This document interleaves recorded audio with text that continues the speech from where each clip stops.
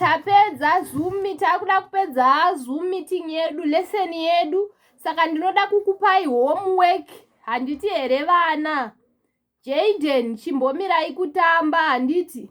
Michelle, chimboisa midhori pasi. Muteerere homework yandiri kuda kukupai.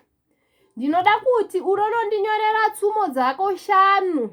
Handiti? Kumberi kweimwe neimwe tsumo unonyora tsumo yakafanana nayo.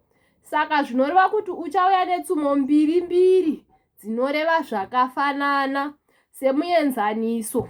Tsumo yekuti mhembwerudzi inozvara mwana ane ruzhumwi yakafanana neyekuti gavi rakabva kumasvuuriro. Dziri 2, handiti? Tiri kuhanana here vana? Zvakanaka. Moswera zvakanaka. Tosangana mulesson mangwana na10 mangwanani, handiti?